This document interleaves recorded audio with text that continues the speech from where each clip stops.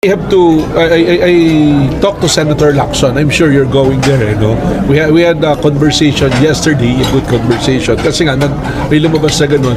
Subpina kay Nancy De La Rosa, hindi para hanapin si Bato, kundi para alamin kung sino ang utak sa Senate putukan na tinawag ni PBBM na peke.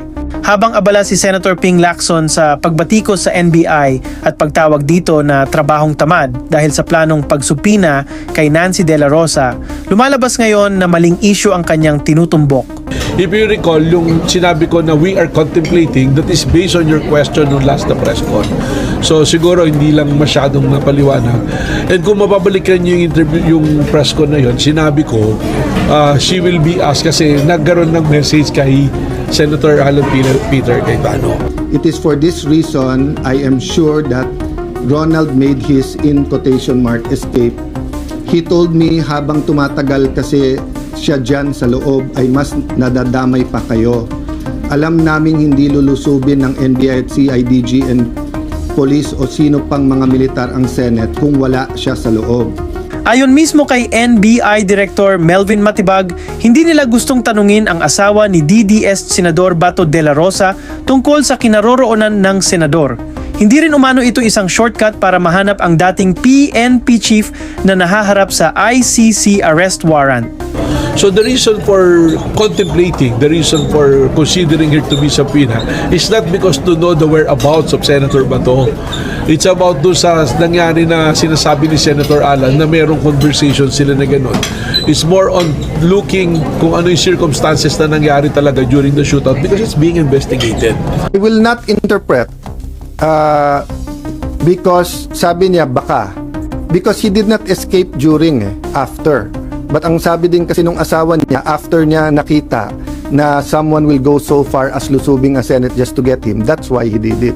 Kasi kung if I was in his shoes, I will escape when it's least expected. But again, mali yung word na escape because there's no warrant eh. Ang totoong iniimbestigahan ng NBI ay mas mabigat kung sino ang nasa likod ng kontrobersyal na putukan sa Senado noong Mayo 13 at nagamit ba ang insidenteng iyon bilang diversyon para makalabas si Bato mula sa protective custody ng Senado?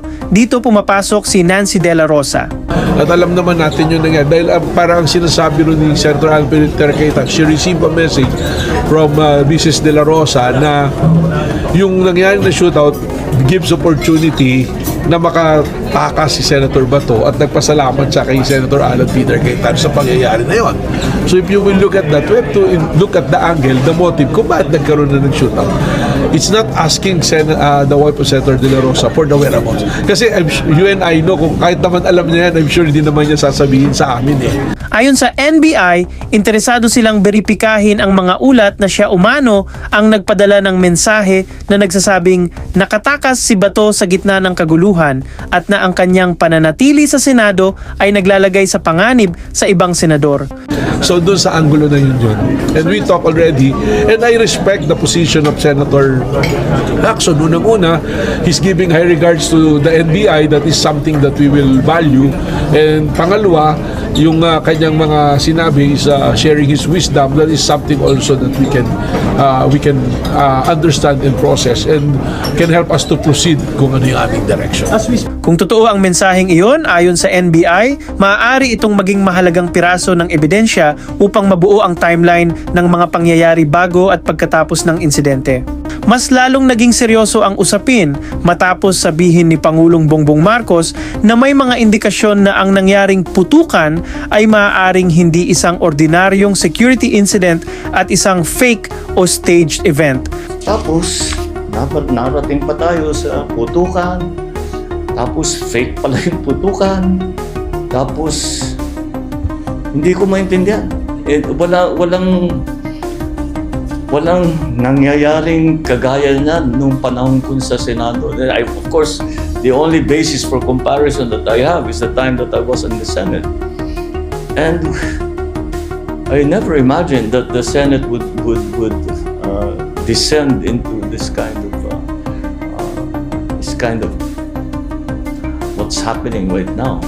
Ang naturang pahayag ay nagbukas ng mas maraming tanong kaysa sagot at tila nagbigay ng dagdag na dahilan para mas laliman ng NBI ang investigasyon. Swiss picture, may subpoena na po or No, we haven't sent a subpoena. No, no. So actually, sabi ko kay Senator Lacson, it's under consultation din.